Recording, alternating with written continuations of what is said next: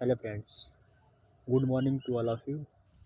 हमें उम्मीद होगी कि आप लोग स्वस्थ हैं, मस्त हैं और सभी कोई अपने कार्यों में व्यस्त है। तो आज का हमारा जो टॉपिक है वो है रिस्क असेसमेंट।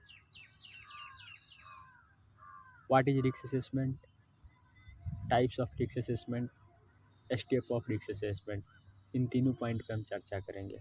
तो सबसे पहले हम समय को व्यर्थ न करते हुए अपना टॉपिक पे फोकस करते हैं। What is risk assessment?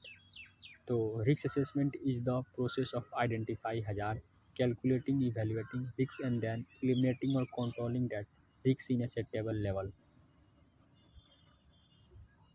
जोखिम का आकलन एक ऐसी प्रक्रिया है जिसमें खतरों की पहचान की जाती है और जोखिम का मूल्यांकन किया जाता है और उचित नियंत्रण उपायों को लागू किया जाता है।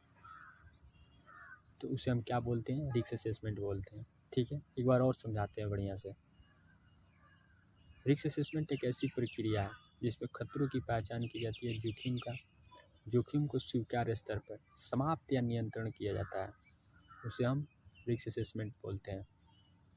ठीक है, टाइप्स ऑफ रिस्क असेसमेंट। तो देखिए risk assessment, there are 5 types of risk assessment. पहला हो जाएगा क्वांटिटिव रिस्क असेसमेंट, दूसरा का हो जाएगा क्वालिटेटिव रिस्क असेसमेंट, तीसरा का हो जाएगा डायनेमिक रिस्क असेसमेंट, चौथा हो जाएगा जेनरिक रिस्क असेसमेंट, पाँचवा हो जाएगा side specific risk assessment.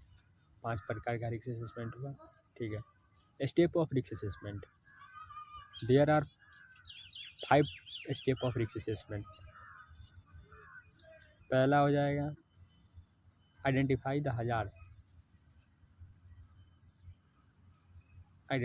Hazard, यानी खतरे की पहचान करते हैं।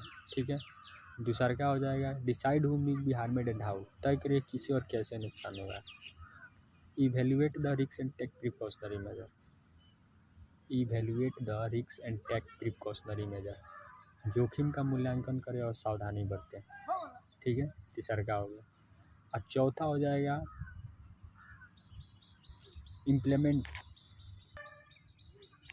जाएगा इम्प्लीमेंट द प्रिकॉशन, सावधानी को लागू करें। ठीक है, और पांचवा स्टेप होगा रिव्यू अपडेट इट नेसेसरी, यदि आवश्यकता हो तो उसमें बदलाव करें, आप उसमें परिवर्तन कर सकते हैं। रिव्यू अपडेट इट नेसेसरी मतलब क्या समझते हैं इससे, इस पॉइंट से आप? यदि आवश्यकता हो तो उसमें बदलाव करें, परिवर्तन लाएं, अपडेट करें, यही। ठीक है, धन्यवाद।